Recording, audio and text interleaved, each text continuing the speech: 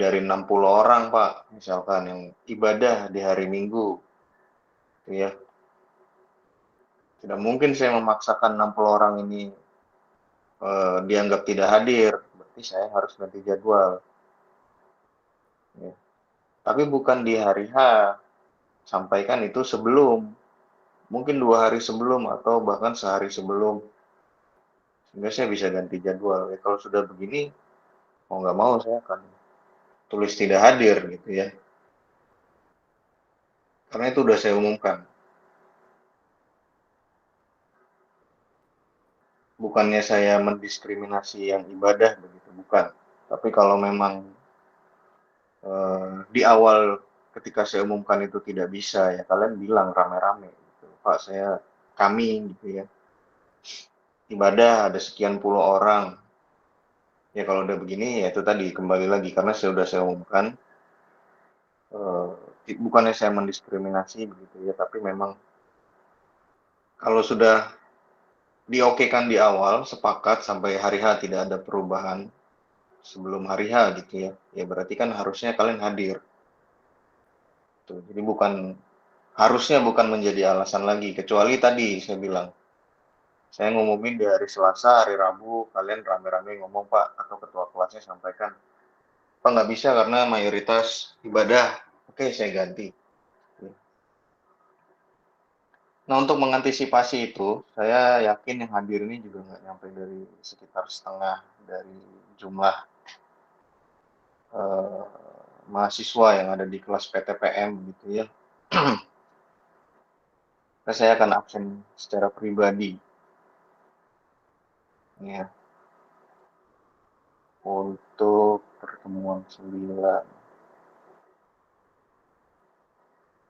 Saya akan mulai dari kelas RA dulu. Silahkan kalau ada orangnya ya merespon gitu ya. Jesse Dicia Putri, Hadir, Pak. Gavecia, Hadir, Pak. Cita Maulia, Hadir, Pak. M. Ferry, Berliana Eka Putri, Hadir, Pak. Sisilia, Hadir, Pak. Salsabila Rahmi, Hadir, Pak. Melisa, Hadir, Nia, Pak. Melisa Nia. Oke, Isnaini Putri, Hadir, Pak. M. Purbo, Friend, El Sadai, Ni Putu, Hadir, Pak. Muhammad Vario, Hadir, Pak. Rodo Anggi, Hadir, Bapak. Sabrina Saknes, Hadir, Pak. Salsabila Arifah, Hadir, Pak. Geraldo, Geraldo hadir, Pak. Raja Albi, Najwa Dwi, Hadir, Pak. Muhammad Rehan, Alan Pito, Hadir, Pak. Indra Rahmansyah. Hadir, Pak. Indra hadir. Ada, Pak. Ada, Pak. Henry Fani, Hadir, Pak. Putri Patricia, Hadir, Pak.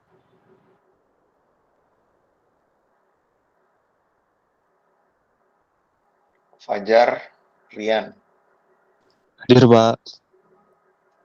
Suryadi Akmal, Hadir, Pak. Natasha Rizka, Kevin Alexander, Hadir, Pak.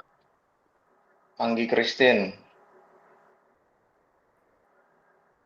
Azizul Kodri, Farhan Tirta, Hadir, Pak. Cecep, Ikhwan Rido, Muhammad Rafi, Igede Radea, Revi Alfatir, Hadir, Pak. Muhammad Aliandra, Frederick Yosua, Muhammad Ramadan, Alivia Panatagari, Christine Daniel, Saleisha Fadila, Jeremy Uba, Esra Molina, Yuda Aidil,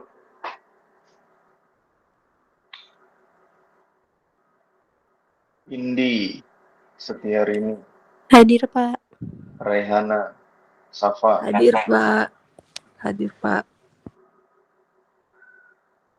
Imam Waluya, Hadir Pak. Nailani Putri, Hadir, Pak. Izin Pak, Glenn Yudi Nuryanti, Fikri hadir Pak. Gara-gara lagi di perjalanan Pak, jaringan saya agak nge-lag Pak. Glenn Nuryanti, ada M. Reva, ada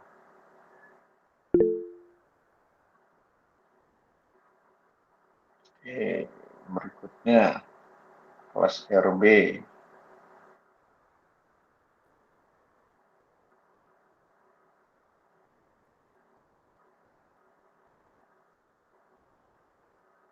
Wilher, Hadir Pak. Esther Damirya, Ahmad Hidayatullah, Alfian Putra, ada Muhammad Fakih, Hadir Pak. Sardion, Hadir Pak.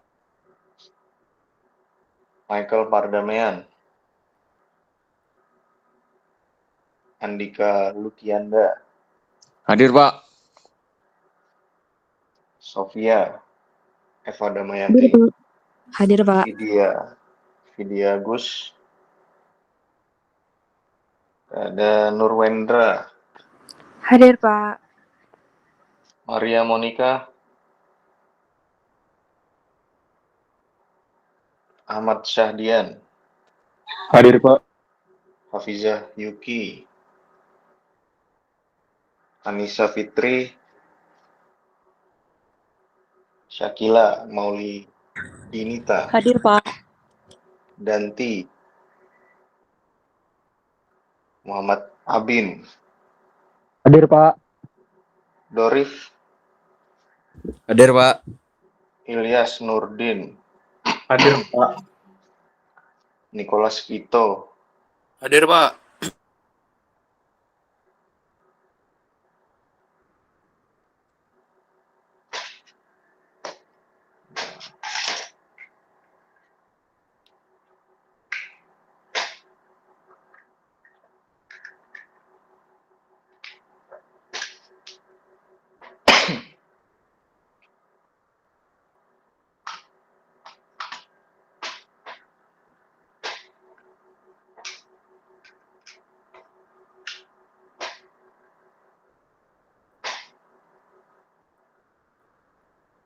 Seva Aurelia, Hadir, Pak.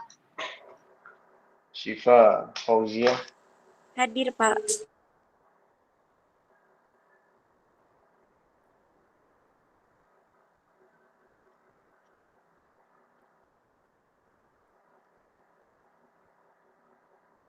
Syifa Fauzia udah ya. Anggun, Anggun Delvi, Egatia, Hadir, Pak. Felisa Lestari, Hadir, Pak. Verly Putra, Hadir Pak. M. Wildan, Hadir Pak. Yohanes Tresna, Hadir, Pak. Yohana, sorry ya, Emya Grace, Hadir, Pak. Muhammad Irfan, Hadir Pak. Raihan Akbar, Hadir Pak.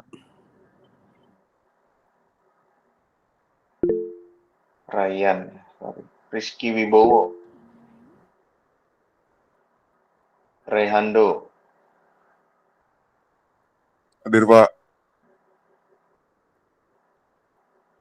Khalid.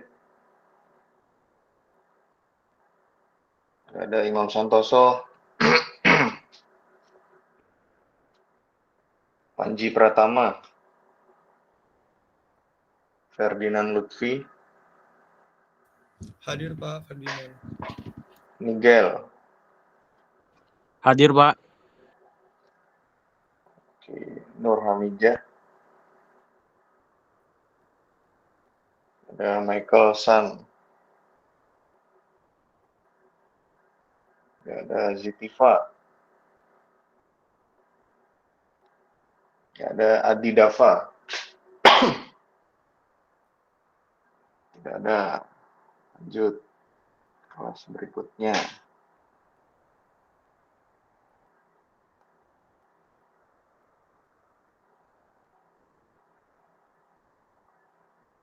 Anjas. Devi. Altaf. Muhammad Arbi. Martua Samson. Muhammad Arbi hadir, Pak. Martua hadir, Pak. Christian M. Naim Bahu. Ada Argon. Hadir, Pak.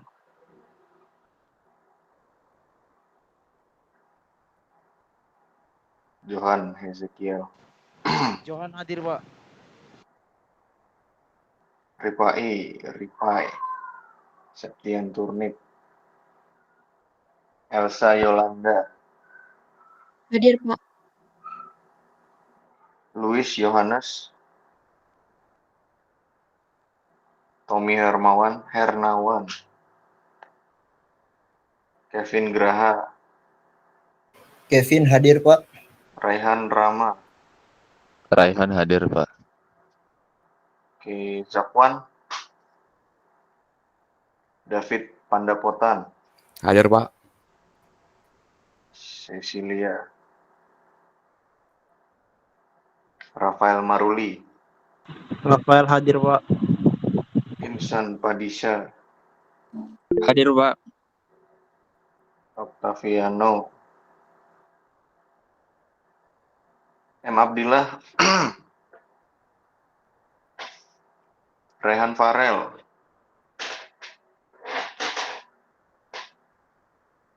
Ada Nathanael. Hadir, Pak. Rizkila. Hadir, Pak. Oke. Chelsea. Hadir, Pak. Fernando. Hadir, Pak. Hadir, Pak. Ernest. Hadir, Pak. Herta. Hadir, Pak. Iqbal Yafi. Nimade. Nimade hadir, Pak. Rizky Setiawan. Rizky hadir, Pak. Albert Mechanical. Yoel Felix. Muhammad Alfayat. Tegar Agung. Tegar Agung Jaya hadir, Bapak. Diva Aisyah. Hadir, Pak. Juan Hardiano. Juan hadir, Pak. M. Kelvin. Hadir, Pak. Jason Stevian. Zihar. Irfan Surya.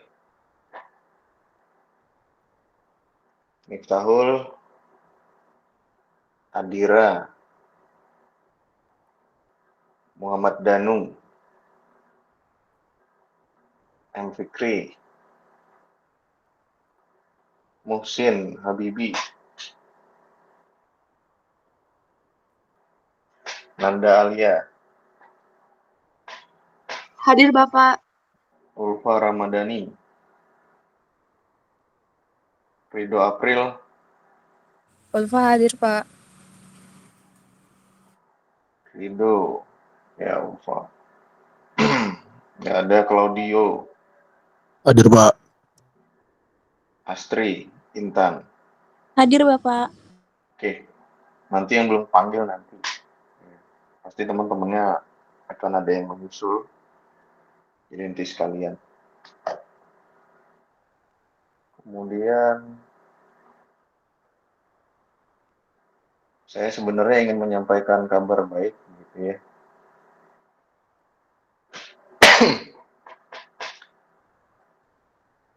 Hmm,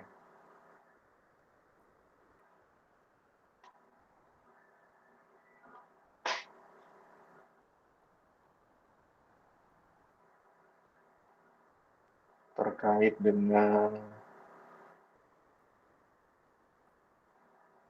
UTS-nya begitu ya.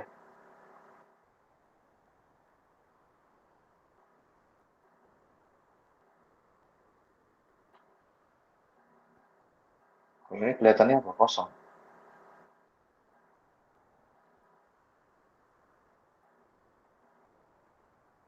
Harus di sini.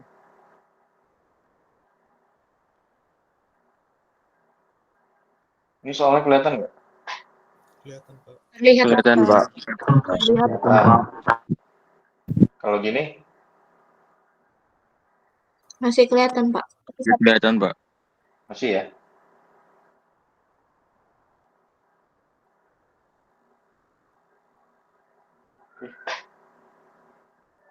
Oh, nah ini ya soal ujian. Soalnya hanya 3. Kemarin itu ada teman kalian yang ujian susulan. Jadi saya sempat tanya, untuk soalnya itu apakah sudah diajarkan sebelumnya oleh Pak Arief atau belum? Gitu ya. Nah sekarang jawaban dari kalian bagaimana? Untuk nomor 1, nomor 2 saya yakin udah. Nomor 1 dan nomor 3. Ya. Apakah sudah diajarkan atau belum?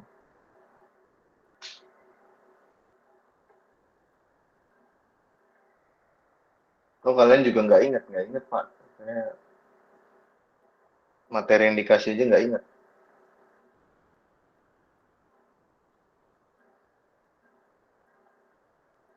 Udah pernah belum?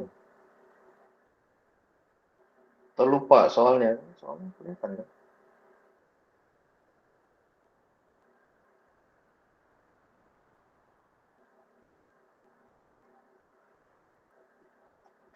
Begini ya, kalau memang misalkan itu belum diajarkan, maka saya akan kasih bonus ke nilai UTS-nya. Tapi kalau nanti misalkan sudah diajarkan, tapi memang nilainya aja yang jelek gitu ya, karena kalian memang nggak ngerti, maka saya nggak jadi kasih bonus. Saya udah sampaikan ke temannya waktu itu, siapa ya namanya ya? Yang sakit tipes itu saya lupa namanya. Katanya belum. Apa benar belum diajarin?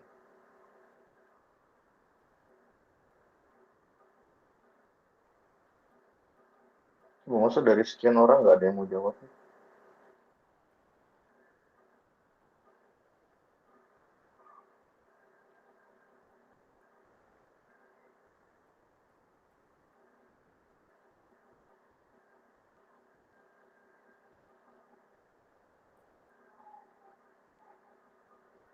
Jadi hilang. Gimana?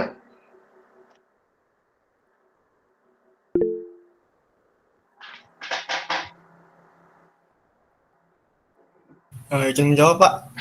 Ya, Izin Pak, kalau untuk nomor 2 sama nomor 3 itu, nomor 2 kan udah jelas diajarin dari awalnya Pak. Sama nomor 3 tuh di pertemuan terakhir.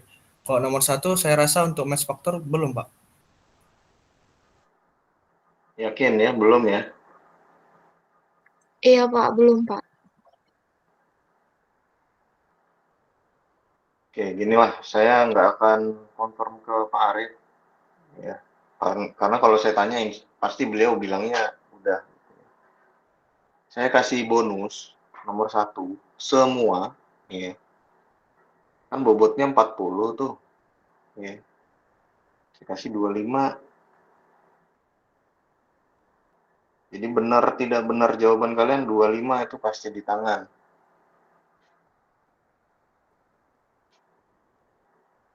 Ya.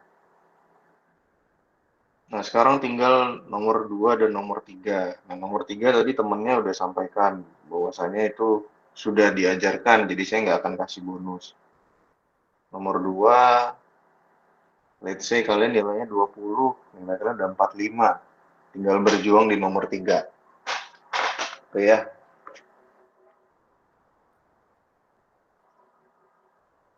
Nanti kalau memang benar nomor 1 belum diajarkan, ya, terus saya ajarkan hari ini.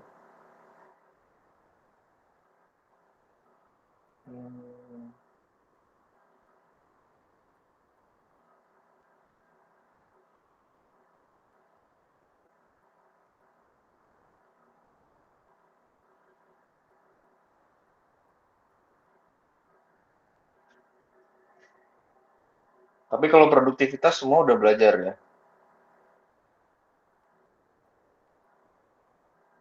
Oke, saya akan jelaskan bagaimana langkah mengerjakannya. Ya. Pertama, jumlah cadangan.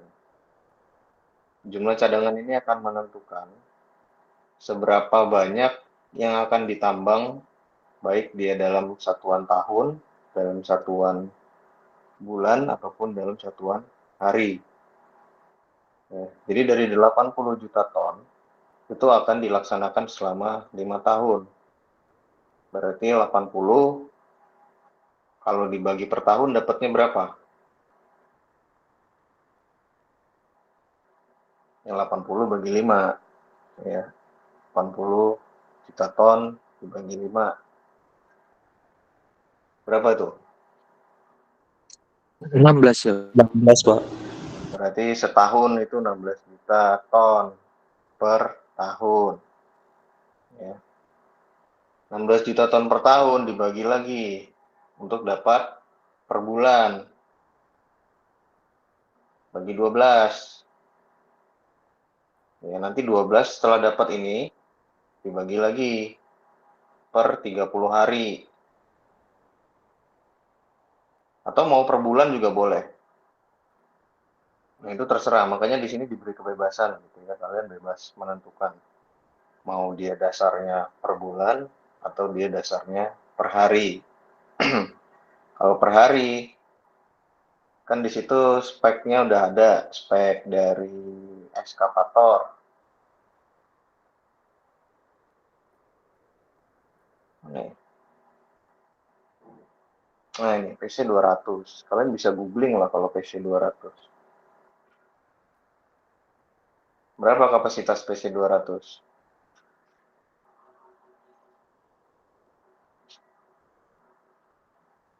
20 ton bukan, Pak? Ya, belum tentu.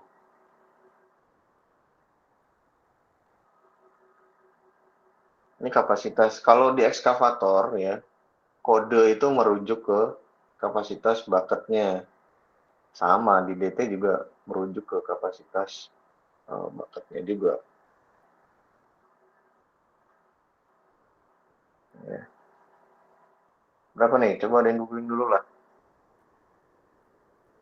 Kalian kan ujian juga googling kan? Masa giliran kayak gini nggak mau googling?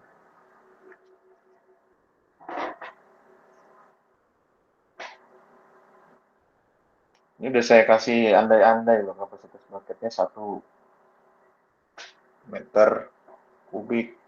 Aslinya saya rasa nggak segini aslinya. Ya. Kemudian, misalkan setelah dapat nih, dalam 30 hari itu harus mengambil sekian ton. Ya. Ton itu diubah dulu ke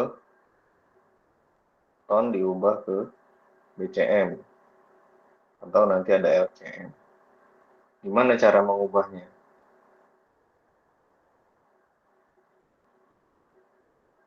Nggak diajarin Pak Arif. BCM, keton. BCM ini apa? Bank kubik meter, Pak. Bank kubik meter. Berarti kalau ditulis satuannya apa?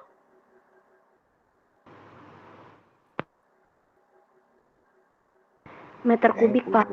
Nah, itu ya. Satuannya ya meter kubik. Ya, satuannya meter kubik. Bagaimana mengubah meter kubik ke ton dikali dengan densitas? Misalkan, ya, 12 BCM itu berapa ton? 12 dikali dengan densitas dari materialnya. Kalau dia batu bara, ini saya kasih angka, misalkan 1,5. Ya. Tapi ingat ya, ini gram per cc, ini harus diubah lagi. Berapa kalau dia ton per volume? Memang harusnya ini sebagai evaluasi ya, mungkin nanti ke depannya dosen praktisi itu mengajar di setelah UTS karena lebih banyak dasar-dasar tuh basic-basic tuh sebelum UTS gitu ya. Jadinya yang dikhawatirkan tuh seperti itu. Nah, let's say udah dapat ya, kalian perlu berapa kubik meter per hari, per bulan, tinggal dirancang nih. PC 200 itu untuk satu fleet. Tahu fleet kan? Diajarin nggak fleet? Fleet, front, pit, unit. Fleet apa?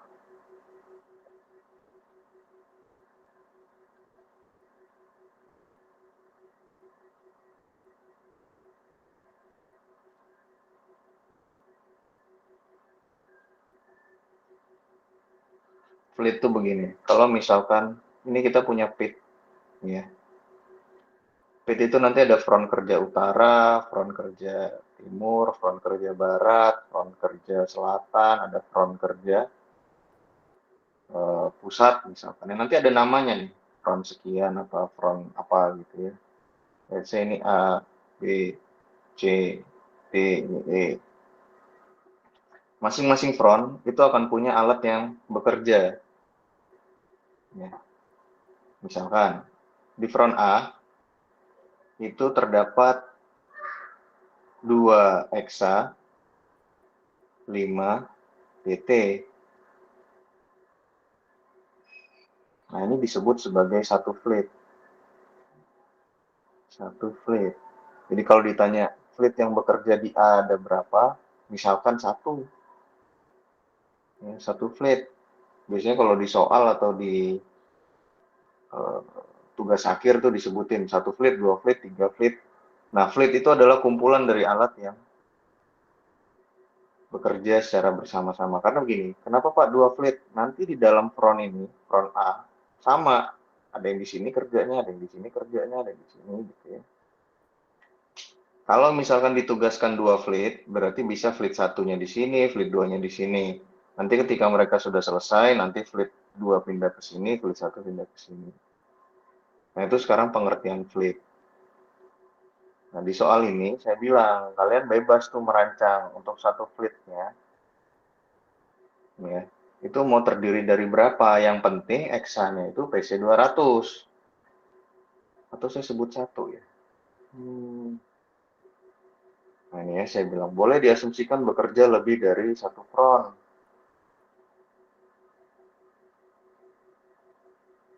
Dalam satu shift. Tetapi spesifikasi ekskavator tiap front kerja itu sama. Jadi spesifikasi dari eksanya dalam satu fleet atau dalam satu front yang bekerja itu sama. Mau dia ada 2 fleet, mau dia ada 3 fleet, sama. Harus satu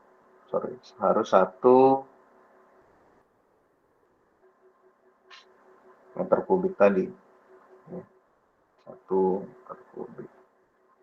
Udah tinggal dirancang nih Pak, mau pakai DT yang berapa, ya, jumlahnya berapa, sejam dia ngasilin berapa, sehari dengan jam kerja yang saya tulis di sini, 16 jam, itu menghasilkan berapa, dikalikan dalam 310 dalam 1 tahun, sampai nggak dia ke target yang ini tadi. Ya, oh sorry, yang ini 16 juta ton per tahun. Ya. Sebenarnya sederhana, kalau kalian ngerti. Masalahnya mungkin belum ngerti. Gitu ya, kalian sudah diberi kebebasan. DT-nya mau kapasitas berapa, mau sehari dia itu selama 16 jam itu menghasilkan berapa, produksinya. Pokoknya dalam setahun nyampe 16 juta ton. Sehingga dalam 5 tahun, habislah 80 juta ton itu.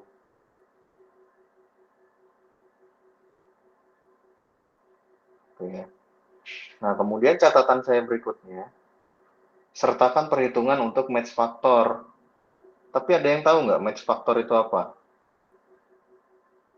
Faktor keserasian unit, Pak. Ya, keserasian unit. Yang mana? Yang ini. Ya. Itulah kenapa saya bilang sertakan match faktornya. Jadi ketika kalian menentukan, oh saya X-nya mau 5, sementara DT-nya mau 5 Pak. Coba hitung match faktornya. Mendekati 1 atau tidak? Kalau jauh dari 1, salah.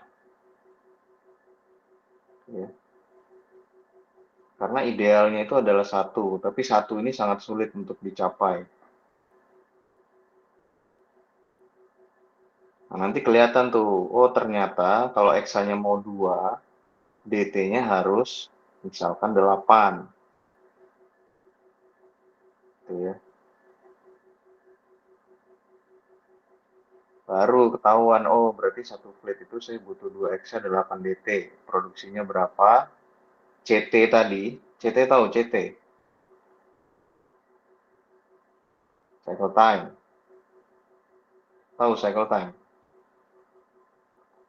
Waktu edar unit yang diperluin buat satu siklus kerja, Pak, satu putaran.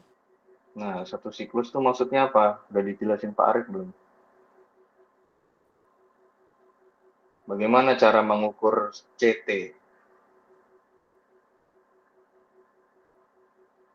Yang dikatakan satu siklus itu seperti ini. Ini saya contohkan untuk dump truck. Dump truck itu yang paling gampang. Nanti ekskavator juga saya jelasin. Dump truck itu, ini katakanlah front penggalian. Di sini ada hexa-nya, ya. Hexa ini akan memuat ke dalam dump truck. Dump truck ini kan, ini dump truck memposisikan dirinya. Kita tampak atas ya. Proses dia memposisikan dirinya ke sini, kemudian diisi sampai penuh, jalan dia ke stockpile, kemudian kembali lagi ke posisi awal, itu namanya satu siklus.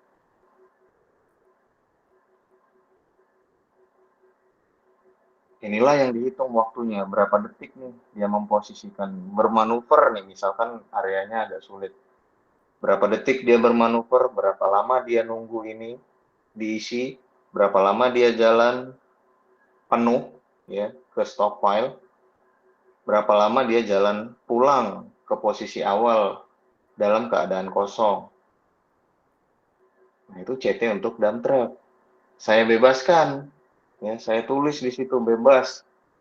Berapapun jarak stockpile-nya terserah, tulis berapa CT-nya, terserah. Kemudian ada yang namanya CT hexa. Hexa ada CT-nya juga. Satu siklusnya itu adalah ketika armnya itu mengayun, let's say ini bucket, ya, ini materialnya. Ini dari tampak samping. Ketika dia mengayun, berapa detik, menggaruk berapa detik, mengoper ke dump truck tadi, mengayun lagi berarti kan swing lagi berapa detik, dumping, dia ngeluarin dari bucket ini berapa detik sampai dia ke posisi awal siap untuk menggali. Itu satu siklus.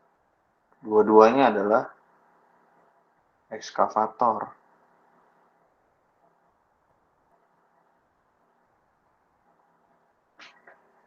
Makanya saya buat 2 contoh supaya kalian nampilin nih, oh backhoe 1, power shovel 1. Harapan, tapi itu harapan saya, nggak tahu ceritanya nulisnya apa, saya nggak tahu. Nah, kemudian yang nomor 3, ya saya nggak banyak komen karena yang buat Pak Arif ya soal nomor 3. Kalau soal nomor 1 saya yang buat, nomor 2 saya yang buat, Pak Arif nomor 3. Dan itu sudah diajarkan, mudah-mudahan benar. Oke, saya nggak mau lama-lama lah. Kita masuk ke materi.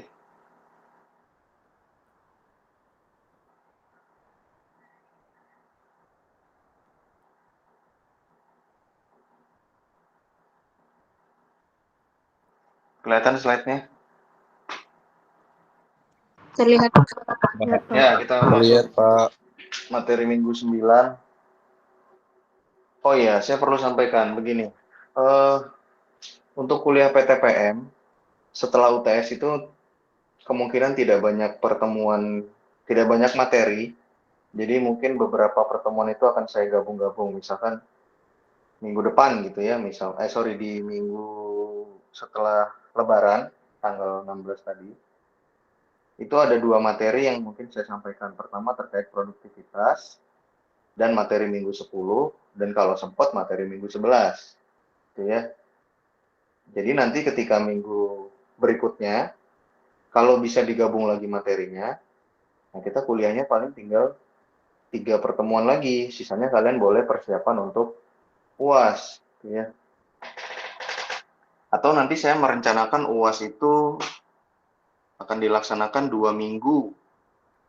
Ya, jadi misalkan tanggal 16 materi, kemudian tanggal 23 materi 30.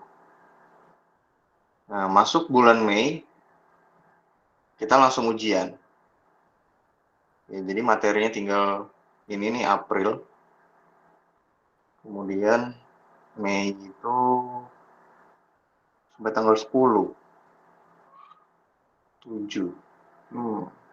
Atau mulai dari tanggal 30 ini. Ya, kita mulai ujian. Nanti tanggal 7 Mei itu ujian lagi. Karena kalian banyak orangnya, jadi kalau saya ngambilnya 1 minggu ntar terlalu mepet. Nah, kemudian perlu saya sampaikan lagi tanggal 28, 29, 30 kalian angkatan berapa? 22 ya? Pak. Iya, Pak. Itu akan ekskursi ke Semen Batu Raja semua ya. Jadi silakan dipersiapkan peralatannya gitu ya. At least kalian pinjem-pinjem helm atau pinjem-pinjem safety. Rompi ya, vest, sampai lupa namanya. Dan sepatu kalau nggak punya. Nah itu yang wajib dibawa ketika ekskursi. Pak, boleh nggak saya nggak ikut? Terserah. Ya. Tapi kan saya bilang tadi 30 ini akan ada ujian. Nah, mungkin saya akan mengambil ujiannya ketika ekskursi. Salah satu penilaiannya. April. Nginep nggak, Pak? Nginep. Kalian akan berangkat di tanggal 28. Nyampainya itu subuh 29. Ini 28 malam ya. Nyampe itu subuh 29. Nanti dibagi 2 kelompok. Kelompok pertama itu pagi.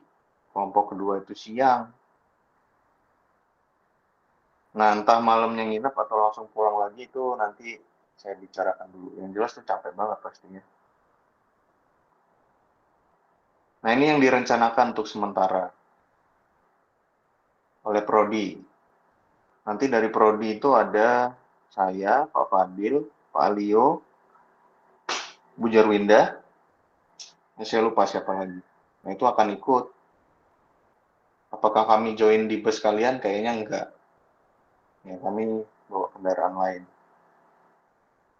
Nah, itu yang mungkin dari tiap ketua kelas juga perlu disampaikan ke teman-temannya. Jadi diminta bersiap nih tanggal 28, 29, 30. Ya. Ada yang mau ditanyain nggak terkait ekskursi sementara?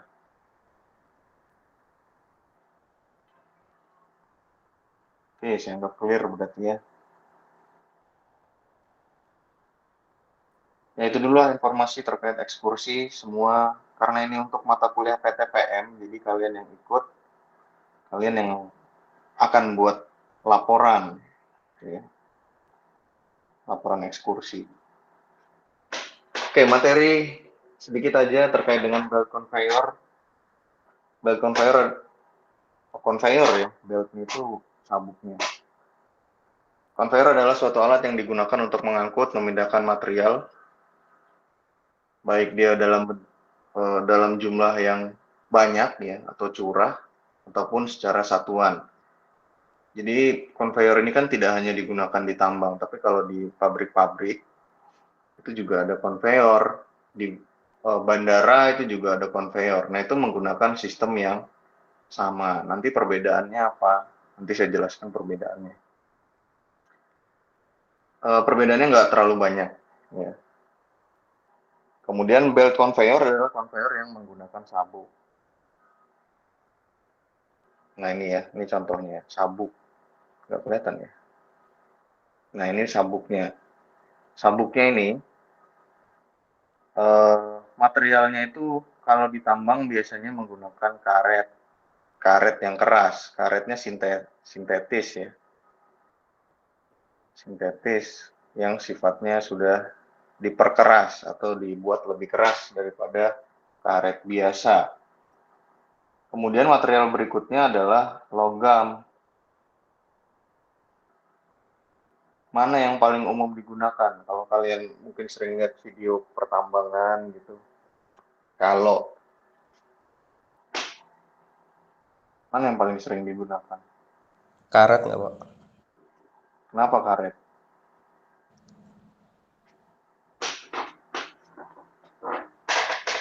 Iya, Pak. Nah ini ya, nggak apa-apa, betul. Jawabannya betul, tapi saya akan sedikit komentari gitu. Supaya kalian dari awal semester, kalian masih semester 4, ya, biasakan kalau mempunyai suatu jawaban atau argumen, gitu ya, jawaban lah, itu harus punya dasar.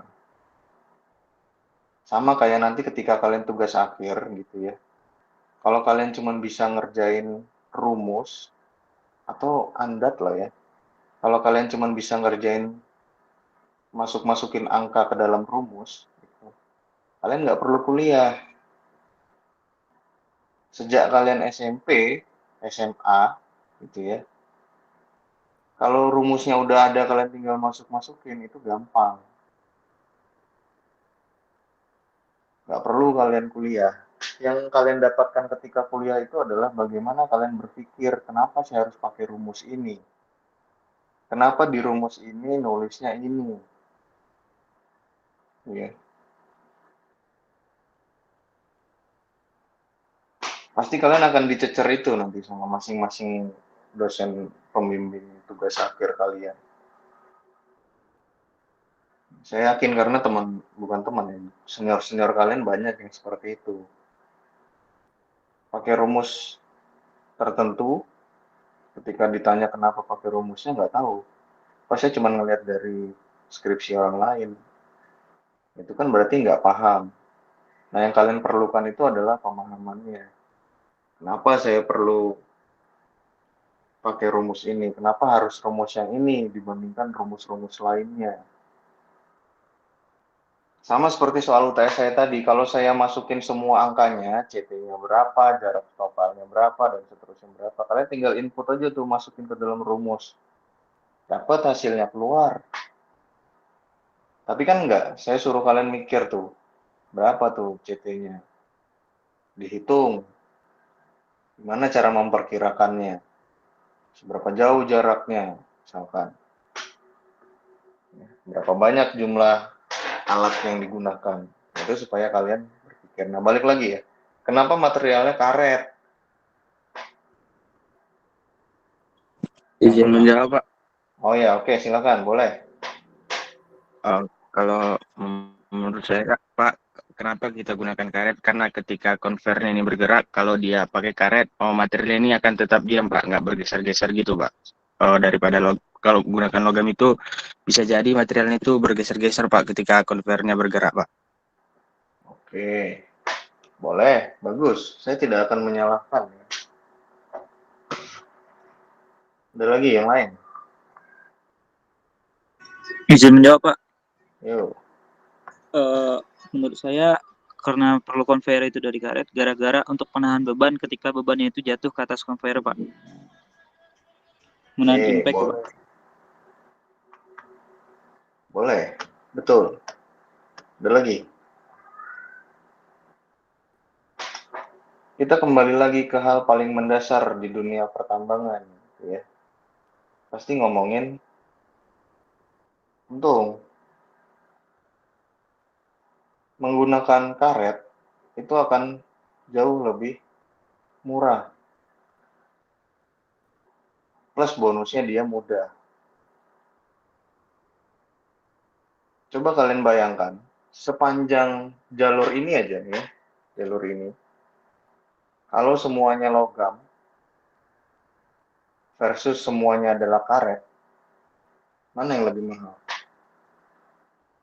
Yang logam, Pak. Yang logam. Ya. Kemudian, yang dikatakan temannya tadi, karet ini punya sifat yang lebih memudahkan dalam proses transport. Ya. Memudahkan ketika maintenance. Nah, itu karet tuh.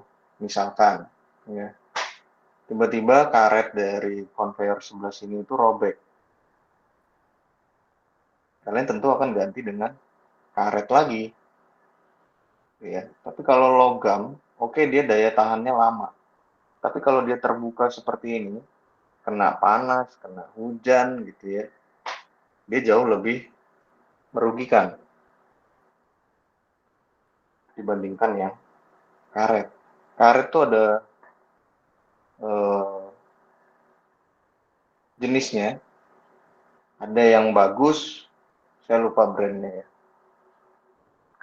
Ada yang bagus daya tahannya lama, tapi ada juga yang murah, terus daya tahannya jelek.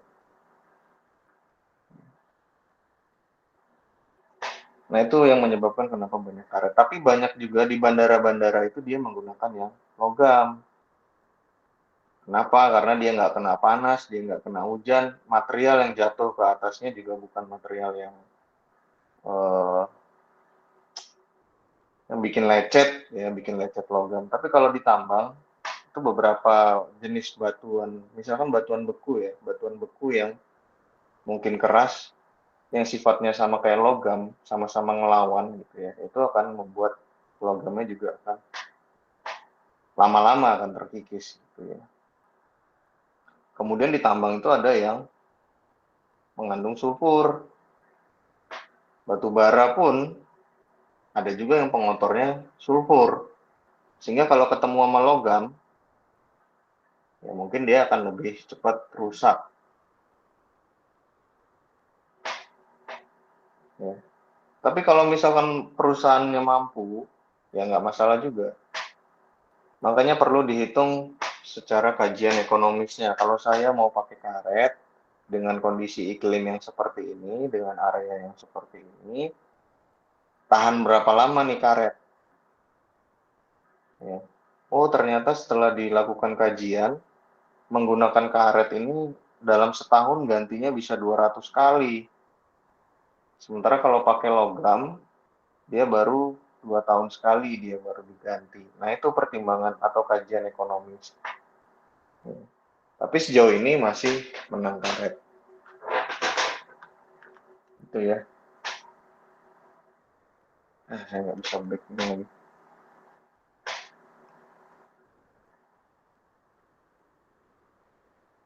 Oke.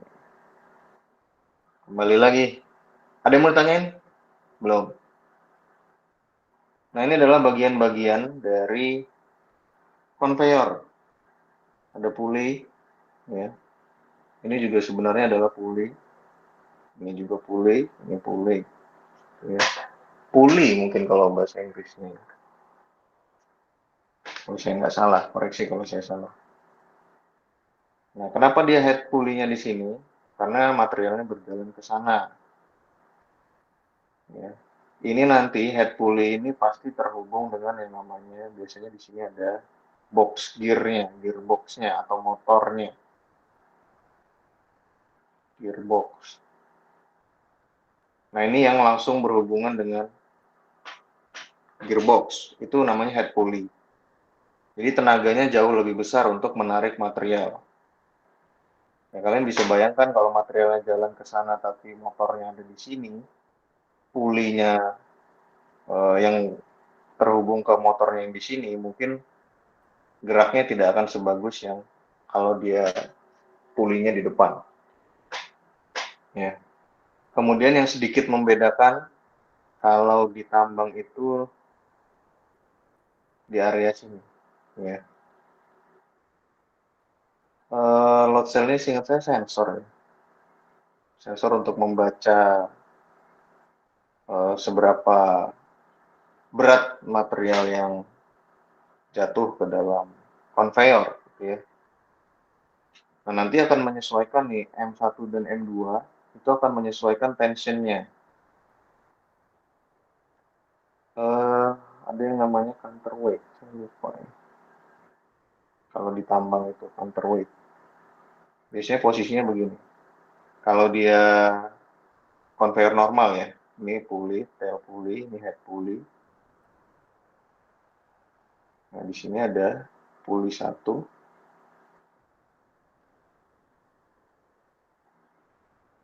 Nah, ini adalah counterweight. Tujuannya adalah untuk memberikan tingkat kekencangan dari beltnya. Nah, jadi load cell ini akan membaca sensornya, kemudian counterweight ini akan menyesuaikan dari tingkat ketegangan beltnya. Jadi kalau misalkan beltnya terlalu kencang, materialnya terlalu berat, ketika dia drop, nah ini tadi yang menyebabkan robek, ya karetnya bisa robek. Makanya perlu ada tension belt, tension regulator motor, sama tension belt di sini. Jadi dia bisa menyesuaikan. Bagaimana caranya menyesuaikan? Kalau dengan yang ini tadi counterweight-nya akan memberatkan diri sehingga dia mengetat. Ya. Atau nanti ketika dia materialnya terlalu berat, maka akan sedikit direnggangkan. Nah, itu fungsi dari tension regulator. Kemudian ada winch. Winch ini juga pengatur dari beltnya, tapi posisinya bukan di jalur konveyor. Tapi dia semacam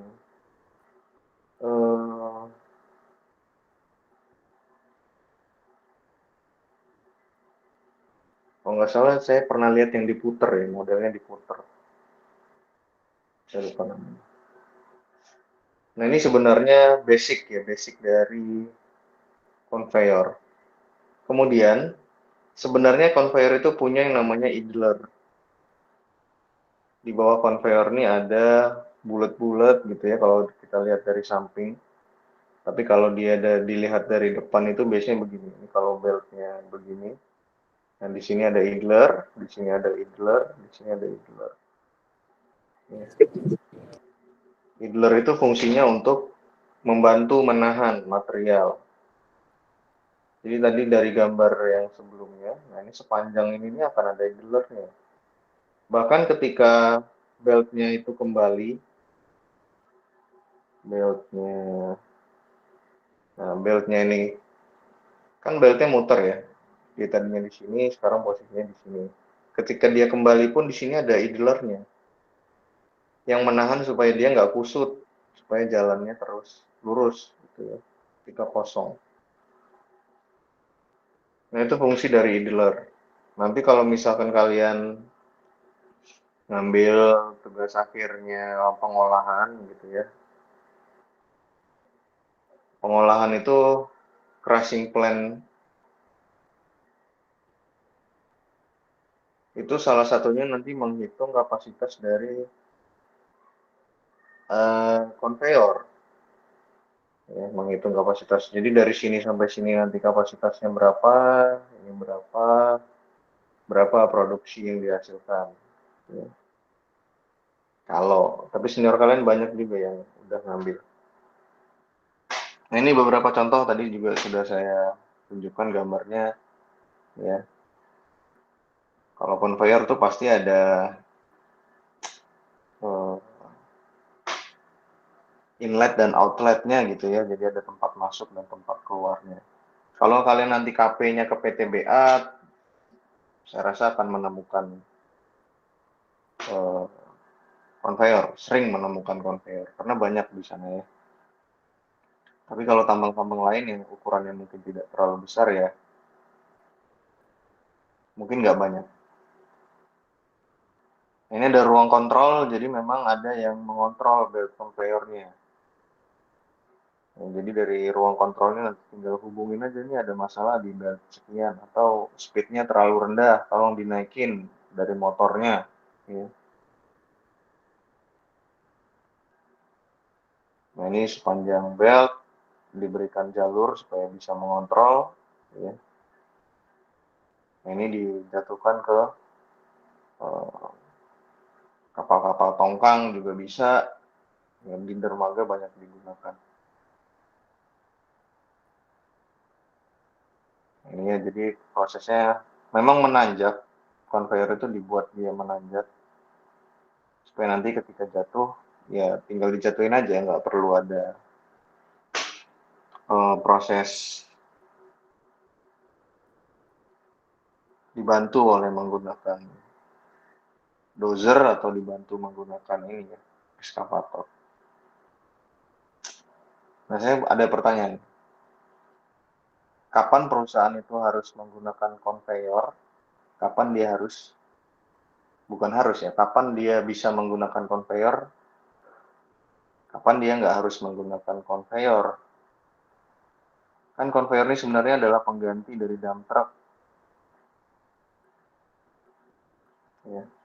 Apa kelebihan dari conveyor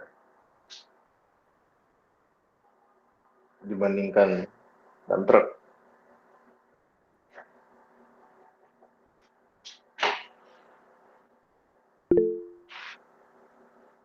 Ya, silakan. Izin menjawab Pak, kalau kelebihannya mungkin kalau belt conveyor bisa bekerja 24 jam gitu Pak. Oke, ada lagi? Izin menjawab Pak, biaya perawatan conveyor itu lebih murah ketimbang perawatan dump truck Pak. Oke, ada lagi? Ya, silakan kalau ada lagi. Izin menjawab, Pak. Boleh. Kalau belt conveyor itu tidak memerlukan bahan bakar, Pak, dibandingkan dump truck. Tidak memerlukan apa? Bahan bakar. Oh, ya. Ada lagi? Terakhir. Cukup. Ya, kalau mau bandingkan dia dengan dump truck, ya pasti dump truck itu ada operatornya, ada bahan bakarnya, ya. Kemudian ada olinya,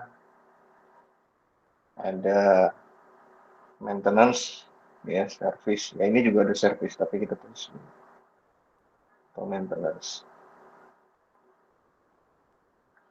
Nah, komponen-komponen ini tidak semuanya ada di conveyor. Gitu ya. Berarti Pak, kalau misalkan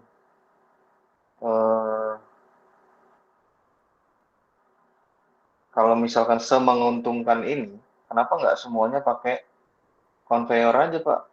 Kalau memang iya lebih murah. Gitu ya.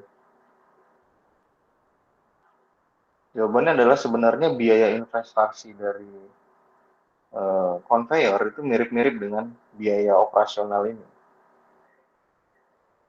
Mirip-mirip. Ya. Yang membedakan adalah medannya atau jalurnya. tidak semua area itu bisa menggunakan ekskavator. Ekskavator tidak bisa menggunakan konveyor. Gitu ya. Nah, kalau dia lokasinya datar, masih bisa tuh menggunakan konveyor. Tapi ketika dia punya perbedaan tinggi, apalagi membawa dari pit gitu ya, dari pit naik ke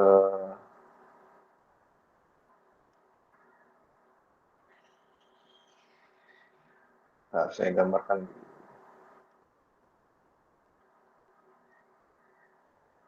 Nah ya, kenapa dia mayoritas datar?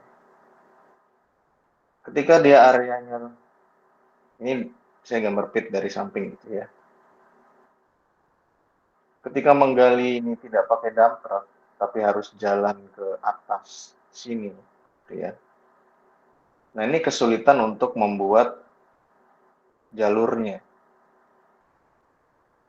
Kenapa? Karena di bawahnya itu harus ada penahan, ya. Kalau kita lihat di gambar-gambar sebelumnya, harus ada tiangnya. Sementara area pit ini kan semuanya dipakai untuk bekerja. Tapi kalau dia nanti ada tiang-tiangnya, maka akan mengganggu. Ya. Kemudian sulit nih membuat atau memberikan tenaga ke konveyor yang langsung menanjak seperti ini. Bisa jadi terlalu curam. Ya, bahkan dump truck pun sebenarnya sama, tapi kan dump truck bisa jalan tuh. Ya, jalan dia muter dulu, misalkan jalurnya muter. Kalau ekskavator sulit. Ekskavator lagi. Konveyor sulit. Ya. Nah itu yang membedakan kenapa nggak semuanya pakai konveyor aja Pak. Ya, karena tidak semua kondisi itu cocok menggunakan konveyor. Kemudian kemudahan berikutnya untuk konveyor itu sebenarnya ini. Tadi saya bilang ya, jadi memang tidak perlu dibantu. Beberapa oke lah perlu dibantu. Ya, dibantu oleh entah itu ekskavator, entah itu bulldozer gitu ya. Dibantu. Karena materialnya yang melebar kemana-mana misalkan. Tapi kalau menggunakan konveyor, ketika sudah dijatuhkan seperti ini, material itu punya kecenderungan untuk membentuk tumpukan. Ya. Ini namanya, ada yang tahu? Angle of repose. Ya. Semua material itu punya angle of repose. Jadi mau setinggi apapun, sudutnya pasti sama. Sama kayak jam pasir. Ya. Mau kalian tumpuk setinggi apapun, sudutnya pasti sama. Karena ada yang namanya angle of repose. Sudut penumpukan. Sudut tumpuk. Gitu ya. Ketika dia sudah terlalu besar, pasti material yang di sampingnya akan jatuh ke sini. Ya. Dia akan melebar ke bawah. Itu udah pasti, ini sudah dibuktikan, sudah ditemukan oleh orang dulu namanya angle of repose. Nah ini salah satu kemudahannya ketika menggunakan konveyor. Plus tadi ya, tidak ada operator yang banyak. Kalau mau dibanding-bandingin, misalkan jarak yang ditempuh itu adalah 1 km. Ya. Tadi, satu fleet itu dia punya 10 dump truck, sementara kalau dia pakai konveyor ya cuma satu control room, mungkin 2 lah, atau sama pengawas lapangannya ada 3. Sementara kalau 10 DT aja ada 10 operator, satu operator gajinya 6 juta atau 5 juta, ya, per bulan, belum lagi BBM-nya, belum lagi lain-lain. Makanya begini, konveyor itu banyak digunakan untuk yang jaraknya tidak terlalu jauh. Tapi kalau jaraknya lumayan jauh, kayaknya mirip-mirip sama DT pembuatannya. Biayanya. Makanya nanti kalau di PTBA kalian akan menemukan tuh conveyor yang panjang. Kenapa? Karena kalau di PTBA tuh ada dulu namanya BWE. Ya, bucket wheel excavator. Di Indonesia cuma ada 2. Ya. Nah, BWE ini bekerja secara kontinus. Tadi temennya jawab, Pak, kalau misalkan conveyor tuh sifatnya kontinus. Ya, betul. Ya. BWE ini ketika dia menggali dari bucket-bucketnya itu yang berputar seperti apa ya bahasa Indonesianya? Saya lupa. Jadi bucketnya itu berputar nih, bucketnya ada di samping. Ya.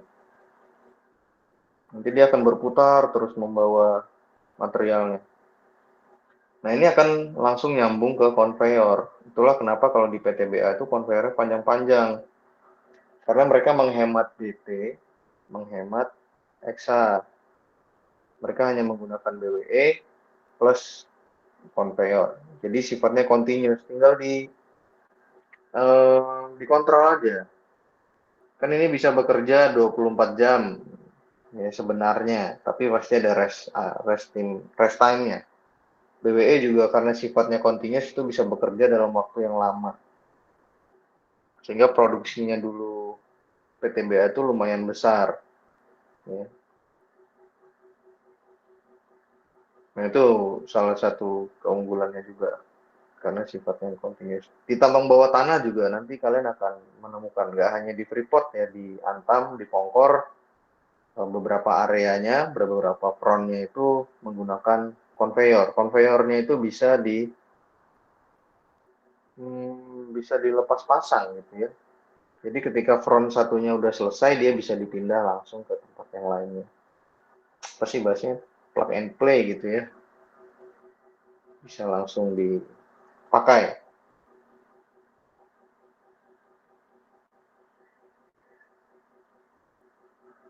Nah, ini faktor-faktor yang diperhatikan dalam penentuan alat angkut. Nah, ini karakteristik material, tadi ya saya sudah sampaikan sedikit. Kemudian jarak dan jalur rute, ketersediaan sarana, sumber daya listrik, lalu pertimbangan ekonomis, teknis, lingkungan, dan sosial. Ya, ekonomis tadi udah jelaskan, saya bilang ada kajian ekonomis, ada kajian teknis, ada kajian lingkungan, ya, dan sosial. Sosial ini mungkin nanti kalian akan belajar kalau saya nggak tahu semester ini kayaknya, aspek sosial. Ya. Contoh, misalkan ketika menggunakan dump truck yang rumahnya di Jambi dan di Sumsel gitu ya, apakah bikin macet jalanan? Nah, itu kan ada kajiannya tuh, kajian secara lingkungan dan sosial. Ya. Apakah dia mengganggu masyarakat? Apakah dia membuat jalanan macet sehingga masyarakat terganggu gitu ya? Nah, itu sebenarnya harus ada kajiannya dulu.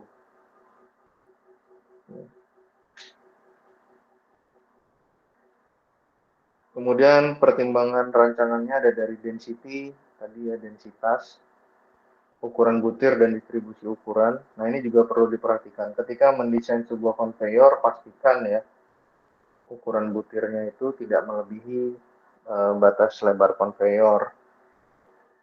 Karena itu pasti terlalu berat. Bahkan mendekati lebar dari conveyor, ini conveyornya misalkan ya.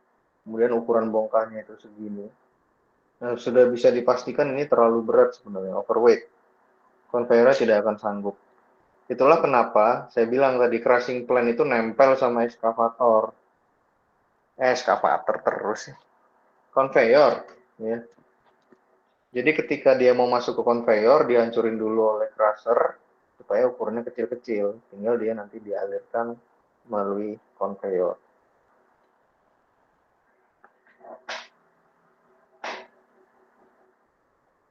Oke. Nah, ini juga beberapa pertimbangan ekonomis ya untuk conveyor. Makin kecil lebar sabuk, maka dia makin ekonomis. Tadi saya jelaskan ya, tergantung dari ukuran butirnya. Kemudian semakin cepat dia semakin ekonomis, itu berarti kan dia bisa berproduksi lebih cepat Walaupun nanti ini bandinginnya dengan energi. Ya. Kalau kecepatan motornya semakin tinggi, konsumsi listriknya jadi naik berapa? Ya. Kenaikan konsumsi listrik tadi itu akan dibandingkan dengan seberapa banyak selisih produksi yang dihasilkan dari kecepatan tadi. Misalkan ya, kecepatan awalnya adalah 40, ini misal aja 40 km per jam misalkan. Dinaikin jadi 60 km per jam. Nah, ini produksinya dapat misalkan 20.000. Ya, ini naik jadi 25.000. Nah, kenaikan 5.000 ini sebanding nggak dengan energi yang dikeluarkan ketika speednya dinaikkan jadi dari 40 jadi 60. Itu, yaitu kajian ekonomis maksudnya. Kemudian semakin sedikit jumlah idler atau idler, yaitu makin ekonomis. Tadi idler itu adalah penahan di bawah konveyor. Jadi kalau semakin sedikit jumlah idlernya, maka dia semakin murah. Cuman resikonya nanti ketika ada material, bisa jadi dia lebih sering rusak gitu ya, karena tidak ada penahannya. Apalagi kalau karet, mungkin bisa jadi lebih cepat putus karetnya. Kemudian makin jarang, ini secara jarak ya. Jadi idler itu kan tadi saya gambarkan ini konveyor nih idler. Kalau dia diposisikan jauh-jauh, berarti jumlahnya semakin sedikit. Sebenarnya ini sama aja. Ya. Kemudian makin sedikit jumlah penggerak, maka semakin ekonomis. Motor maksudnya ya. Ini kan menggerakkan ini kan pakai motor. Nah, semakin sedikit motornya, maka semakin ekonomis. Cuman sesuai dengan kebutuhan aja seharusnya. Lalu pengencang gravitasi lebih ekonomis. Tadi ini untuk counterweight. Counterweight itu sebenarnya bisa menggunakan konvensional ya. Kalau counterweight itu kan sudah pakai alat. Nah, untuk mengencangkan belt itu bisa menggunakan cara yang lebih ekonomis, yaitu menggunakan bantuan gravitasi. Jadi hanya diberikan beban, tapi bukan alat gitu ya, sehingga beltnya itu,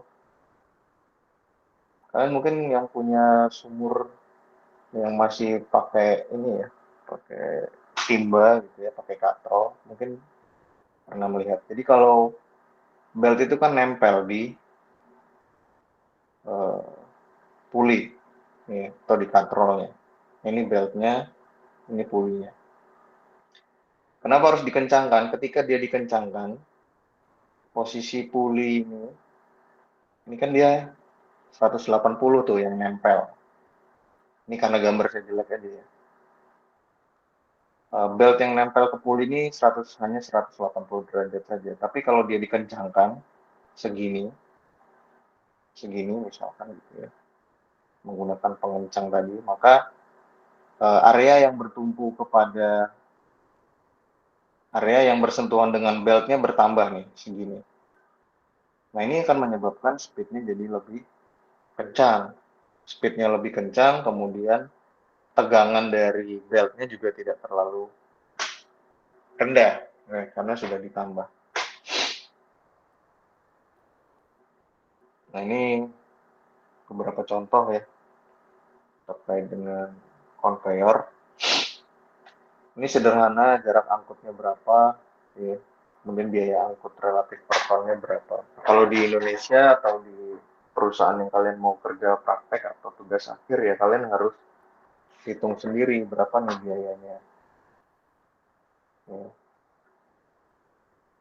Berapa jumlahnya, kapasitasnya ya dari konveyor tersebut per meter, itu juga dihitung biar ketahuan nanti sepanjang belt itu berapa banyak sebenarnya kapasitasnya. Udah tinggal ada harga. Nah, ini semuanya untuk kajian ekonomis. Kalau kajian teknisnya lebih sulit ya.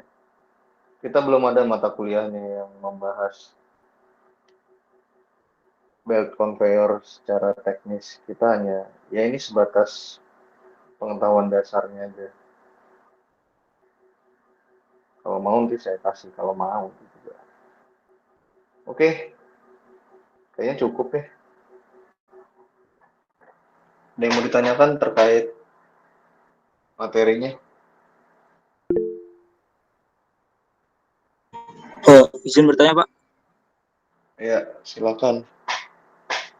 Oke, sebelumnya kenapa nama saya Yuda Fikri dan 050. Dalam perancangan conveyor belt tadi kan kita mempertimbangkan angle of check sama temperatur ya Pak. Itu kira-kira alasannya kenapa Pak? Oke. Terima kasih. Baik. Terima kasih. Temperatur itu kaitannya sebenarnya dengan material. Pertama material yang diangkut, yang kedua material dari beltnya, ya. Ini dalam merancang tadi kan disebutkan bahwasanya salah satu, nah itu pertimbangan rancangan. Ada angle of repose, angle of surcharge, kemudian ada temperatur. Nah, temperatur itu mempengaruhi dari material. Yang pertama material material beltnya, ya. Apakah dia terpengaruh oleh cuaca yang seperti itu atau enggak? Terpengaruh oleh temperatur yang lembab, yang basah atau yang kering, terpengaruh atau tidak?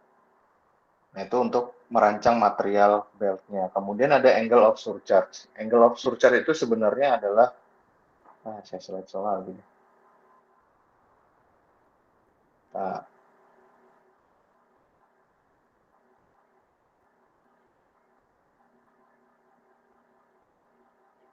kelihatan nggak slide-nya?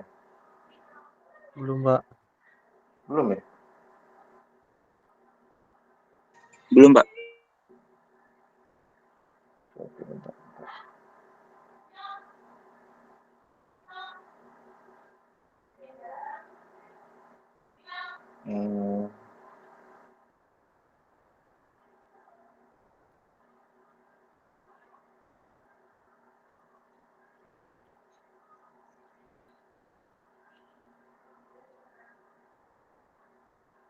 Nah, ini ya. Kelihatan ya? Kelihatan Pak.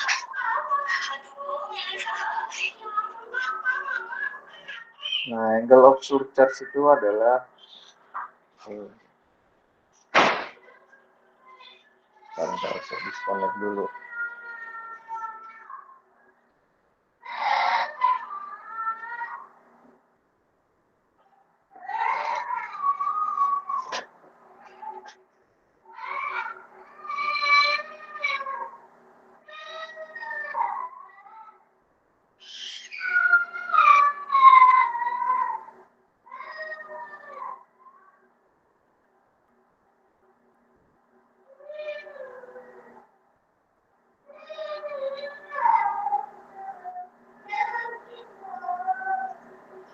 Nah, angle of surcharge tadi udah saya gambarkan begini.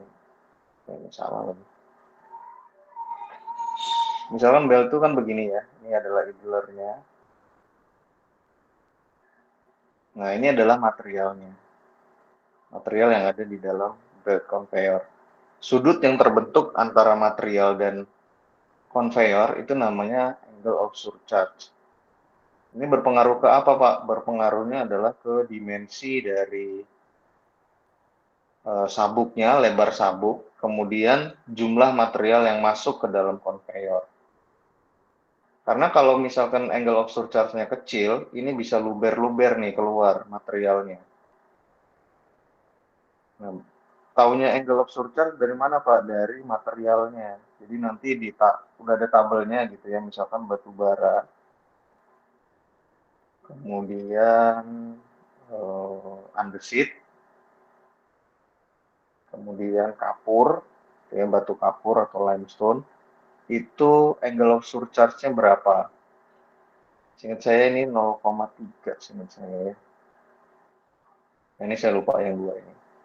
Nah, ini digunakan untuk merancang, oh berarti conveyor saya ini perlu lebar sekian dalam sekian untuk material yang batu bara. Oh untuk andesit nanti beda lagi jenisnya. Tuh. Nah itu yang menentukan ya ketika merancang sebuah conveyor. Jadi jangan beranggapan bahwa oh kalau conveyor untuk andesit sama nih kayak untuk batu bara. Tergantung dari karakteristik material. Gitu ya tadi yang tanya saya siapa lupa. Yuda kayaknya. Iya, Pak. Oke. Ada lagi?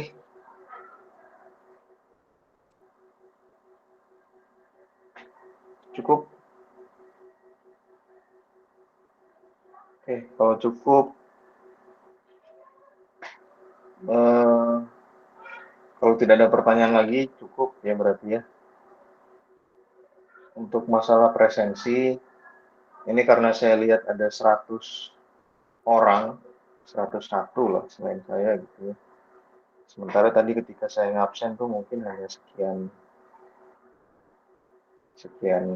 puluh, nggak nyampe 60 seingat saya tadi ya. Nah untuk yang hadir silakan screenshot aja, sampaikan ke ketua kelasnya. Yang belum ya, yang udah saya absen nggak perlu. Yang belum, silakan screenshot masing-masing, sampaikan ke ketua kelasnya bahwa benar kalian hadir. Nah, nanti ketua kelasnya akan lapor ke saya, Pak, ini buktinya ini, atas nama ini, hadir jam sekian. Nanti saya akan absen di absennya. Oke, itu aja ya. Jadi informasi terkait UTS, tadi bonus 25 untuk nomor 1. Kemudian informasi terkait ekskursi yang dilaksanakan di tanggal 28, 29, 30, kalian prioritasnya adalah 2022 atau angkatan kalian lah. Ya, jadi silakan dipersiapkan untuk April. Siapa tahu ada yang punya kondisi bawaan ya, misalkan punya asma dan sebagainya ya dipersiapkan masing-masing. Ya. Untuk tanggal 28, 29, dan 30. Oke, mungkin kita akan ketemu setelah tanggal 16 ya sesuai dengan edaran. Nanti materinya juga akan saya sampaikan terkait produktivitas.